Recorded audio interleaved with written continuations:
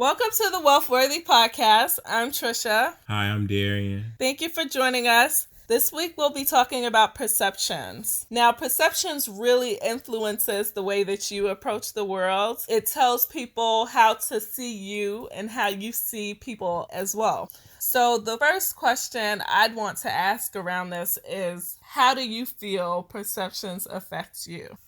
I don't feel like perceptions affect me because I try to just be myself when I engage with people and just give them my true, honest opinion about things. Because perceptions are just what they are. People feel how they feel about others regardless to whatever they're doing. So it's like you can see somebody walking in a building, you can feel a certain way about them. And even if they open up their mouth and say something totally different from what you were thinking, you already had that made up in your mind. And that's hard. It's hard to change a person's mind because that's something that they have to want to change. So when it comes to perception, I just always tell people it's easy just to be yourself, be 100% comfortable in your skin, and the right people will attract to you and you'll be able to attract the right people. Yeah, so definitely there are things that you absolutely would not be able to change around, right? Like if you are a certain race or if you have a certain background, you have a certain kind of culture, those are things that are now ingrained in you or just a part of your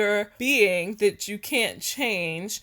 And they do influence your perception as far as people looking at you. But there are things that I think that you can control, you can strengthen, you can mold, and allow yourself to change the narrative. So if you were trying to decide if you wanted to be known as a strong communicator, then you can do things that will allow you to become a strong communicator. But if you were trying to appease somebody by like doing everything they're doing or, following in someone else's footsteps and not being completely true to who you are, like it just makes me think about when you have somebody trying to maintain a lifestyle that isn't necessarily their own. You have to put so much energy into creating and really curating what that reality should look like in somebody else's mind that it takes away from you being who you truly are. So if you were like, oh, I need this person to see me as a rich boss, now all of a sudden you have to do things that you align with being that rich boss versus focusing on the areas that are really important to you. So along those lines, do you think that you could really just not care what other people think of you? I think so. I think I always have been like that. It's funny you asking me that question. I never really cared what people thought about me because, like, at the end of the day, like I said, you just have to be true to yourself because people's opinions change every day. And it's like you have to understand your purpose in life, know where you're going, and be okay with the decisions that you make because at the end of the day, you have to do what's best for you, period. I mean, I think that there are situations where you're going to care what people think, right? Like if you're looking to get a job or something, you obviously care to convince this person that they should give you a job, or you care enough that you want them to understand your value so that they feel compelled to bring you onto their teams, right? So that's a sense where I would think that you care what people think about you. You care about their perception. But at the same time, right, when it comes down to, like, it just makes me think about growing up. And now you have all these kids and students dealing with cyberbullying or dealing with bullying in the schools. And a lot of times that is now being influenced by how they want the other students to see them, right? Like the bully in themselves are saying, hey, they need to understand not to mess with me. And the person who's being attacked is thinking like, hey, I need this person to see that I'm not the one for them to mess with. And now you have these two competing narratives. Somebody has to be the one to say, I am strong enough in my own self, or I'm willing to be seen this way. But you really have to shape what that looks like. I don't think that you get around just saying, oh, I don't care what they think about me, so I'm just going to do whatever the heck I want to do. You really do have to think through like, okay, okay, how can I influence this narrative?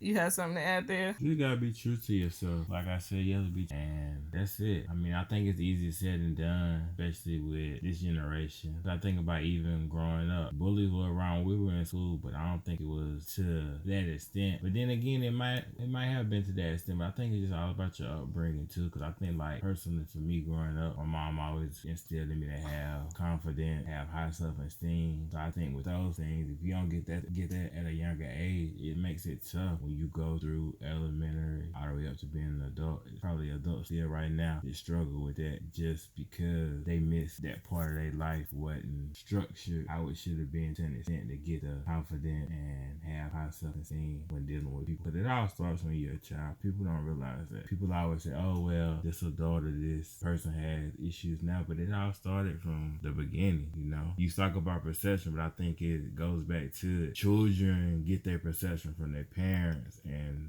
vice versa, and kind of just keeps passed down from generation to generation. So it's like if someone's parents didn't encourage them, then they have kids, they don't encourage their kids, then their kids have kids, they don't encourage their kids. It's just a cycle that never ends, so you got to start somewhere. Yeah, I feel like it goes back to the ideas that you have to know what your values are. You have to know what kinds of strengths you would like to portray.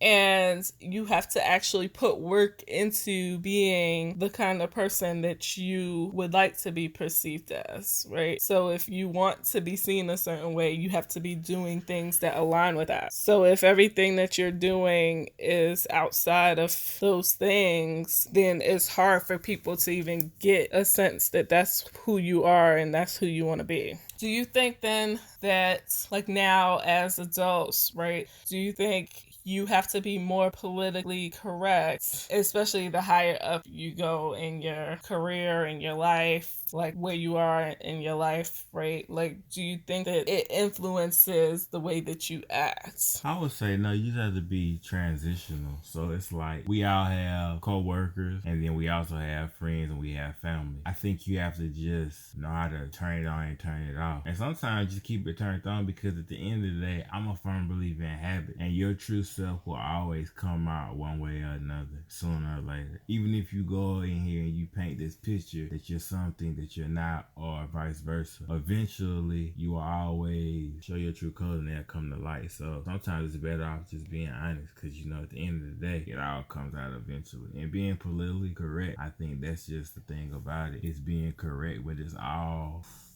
looked at from individuals, right? And we all know that individuals aren't right about all things. So if you look at it from that standpoint, it's just tricky. Yeah, I think being politically correct is also code for giving you enough time to pause and think through what the issues could be around whatever the topic is. So if you were feeling a certain kind of way about topics that are in many ways untouchable, then you have enough time to pause when you give a politically correct answer. You have enough time to pause and make sure that you are saying things in a manner that gives you enough time to get up to speed on developing your thoughts about it. So, like, obviously one big thing is always around the rights for LGBTQA communities. Like, you don't want to be in a position where you say something that you regret, but I think that people get caught up because they're trying to be honest about the situation, that's whatever the situation they're in is. Like, you're trying to be honest about how you feel about a situation, but if you say something that isn't fully aligned with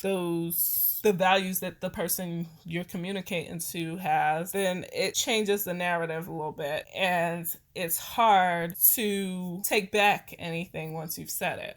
So I think that that's a space where you really do have to be, not that you're trying to be filtered per se, but I think that we all have some ignorance in different areas, right? We're stronger in some areas than others, and the only way that you can fill that gap is to listen out more for the answers that other people have and what research they've done and the information that's out there, so that you could formulate opinions that are more informed than just saying the first thing that comes off the top of your head. So that's why I would say that being politically correct in some cases can help just in terms of you figuring out the next best step. But I do think that there's a point where you could be acting fake about it, right? Where you're not bringing your full self to the table because you're trying to skirt around topics. So like that makes me think about kind of like some of these shows that have been a little controversial, like this new Black AF show. I feel like a lot of the issue that people have with it is the fact that it's dancing around some of the topics that the audience would like to see addressed head on. So when you're talking about complex issues in the community, you don't want it to be completely avoided just because it's not a comfortable topic. It's like, we know it's not a comfortable topic, and that's why you need to address it head on, or you need to figure out how to broach it. But some of the ideas around perception probably keeps folks from wanting to even touch it, because you know that if you say the wrong thing, then you could be influencing how you're being portrayed, right? So I think that's definitely a part of it. So do you think then that you can manage the perception that people have on you? So can you manage what your personal brand looks like? I feel like you can. I think that's one of the things that you're always in control of. Like, even if you go out here and you post something that's somewhat controversial, or you wear something somewhat controversial, or anything you do, I think no matter what you do, people are gonna feel how they feel. Even if you went out here, you did all things good in the eyes of society, right? But it's like, you have to understand that people are human and people make mistakes. So it's like, you can't judge a person based off of that. Even if they do something bad, it's like, you are human. And then I think about it too, like you said, managing your personal brand, you're in control of that. So it's like, you have to say so, and kind of like what happens and what doesn't happen. And even if you say you lost an endorsement because you posted something that was a little bit controversial, I feel like long as you're being true to yourself and God knows your heart, it really shouldn't matter. Yeah, there's definitely a line to be crossed when it comes down to like managing what people see about you and who you really are. So you may want to come off a certain way, right? You might be thinking like, hey, I know that I'm this great person. I have all these skills. People should know who I am. And you may be right in feeling that way. But in order for other people to see that or to feel that way as well, there has to be something that they're gaining out of the situation. I feel like there's always a give and take kind of relationship when it comes to how people feel when they're around you, or how they interact with the information that you're putting out there, right? Like, in order for it to resonate with people, there has to be something that they are comfortable with and feel like there's some added value. They feel like it's an experience that they've had before. So just being approachable in that sense, where there are things that people are comfortable with about your brands, about who you are, about what you're giving out to the world. But at the same time, even though you can manage some of that, I do think that there are things that can taint the way that people look at you, right? Like if you do something that is intolerable or unacceptable by society, it's hard to get that taken away and having people feel like, oh, I can look past all of that and just see your brand for what it is, or for what you want them to see. Like, it's hard to avoid certain situations. You really do have to be conscious of the actions that you're taking and how it will influence the way that people think about you, especially the broader your audience or the higher up you get, because now you have responsibility not just for yourself but for other people as well, because now you've become like an influencer for them, or you've become a mentor for them, even if you aren't really trying to take on that role. I agree, but like you said, like, it's like people that we look to as celebrities. The only difference between them and other people is they make a little bit more money than the average person. But I wouldn't necessarily say that they're so much a celebrity or influencer, because they live just like we live. The only thing is they have more access because of the money. If you took away the money, that'd be a normal person. So it's like, I feel like that's unfair dare to put or try to put that pressure on a celebrity. Because if it was me, like, you're not gonna sit up here and make me feel bad and be like, oh, you're an influence of my child. No, the parents should be the influence. Like, you can't put that on those celebrities. Be like, oh yeah, they should be the person a child look up to. Because the person, if I was a celebrity, I was a child, I wouldn't want you to look up to me. I would want to make a positive impact and do things in a positive way. But just to say like, oh, these kids should look up to a celebrity or a person, like, that's what I think that's what society go wrong at, because you can't put that on an individual. Well, it's about reach, right? So if you are a celebrity and you have a huge reach, then now you're in the ear of a large number of people, which automatically gives you influence on how those people perceive you and the information that you're providing. So if you're sharing through writing or through the arts, like, information, then that's what your audience is absorbing, and they will make their own inferences based on that. Yeah, I get that, but it's like going to church. You're going to a big mega church. Yeah, the pastor is preaching to you every day. He may have a big audience. He's influencing all these people just like a celebrity would, but you still have to do your research. And it's like, just because someone tells you to do something, you can't take it. I'm not gonna say tell you to do something, but it gives you an opinion about a situation. You can't take that for face value. You always gotta do your research and read for yourself. I think that's what people go wrong at. Like, if a celebrity told you to do something, a pastor told you, oh, I think you should do this, give money or whatever, you still have to be able to think for yourself. You can't just put that all on one, two people, even they do got a big reach, because it just don't work like that. You still gotta be an individual, be able to think for yourself. Millionaire or a poor person, I mean, you know, that's just my perspective on that. That sounds crazy. No, thinking for yourself is a huge deal, right? Like, you can't just take everything that people say for face value. You do have to analyze and process what that information is really about. Like, what are they telling you? What kind of impacts can it have on you? We all have some concept of what right and wrong look like. And so, of course, if you're taking information in from somebody, you have to put that through a filter to decide how you process that and what that means for your life, and how much of that you would actually use in your own day-to-day process. So yes, there's some of that.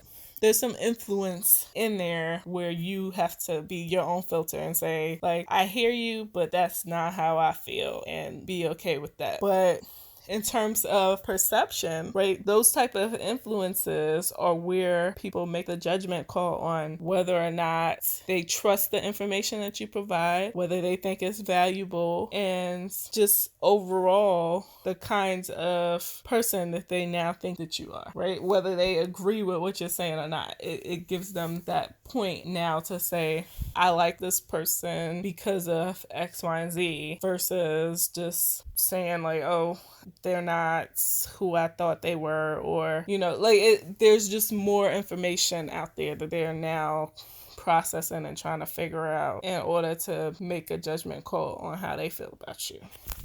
So the next thought that I have about this is just, do you think that there's a difference between who people really are and then who they're presenting themselves to be? So is perception the same as reality? No, yes and no. So you asking that, it depends on who you're talking about. I think it just depends on the person, right? Because we all know, especially some of these celebrities and even people that we know in general, sometimes the perceptions they put off is not their true reality. So, I mean, that kind of sums it up in a nutshell. I don't think it's real complicated or hard to figure out. But like I always say, whatever floats your boat and whatever makes you happy, at the end of the day, whatever makes you sleep at night, it don't affect me like this. Not, you know, that's all what you want to do. Yeah, so I think that in many cases your perception is your reality, right? So if you think that, or if you're portraying yourself to be a certain kind of person, and that's now believable to whoever your audience is, then that's how they see you, and you'll become that kind of person. So if you've been pretending to be a salesperson and you're going out there doing things that salespeople do, then eventually that's your reality. You're now a salesperson. People associate you with selling, and that's the role that you have to play. Granted, if that's not what you want to be doing, you have to change your actions. But the good part in that is that when we're talking about building your wealth and building your skills, you are able to continuously work at those things that you want to achieve. So if you're saying, hey, I'm successful, and you're doing things that successful people are doing, that's a perception that you're trying to have people feed into, and that will become your reality, right? Like, just constantly be cautious of what your mindset is so that you are aligning yourself with those things that can help you make your dreams a reality. All right, so I think that's it for us this week. Thank you guys for joining us, and again, be cautious of the things that you are doing and thinking so that you can make your dreams a reality. Perception matters. All right, thank you. Bye. Bye.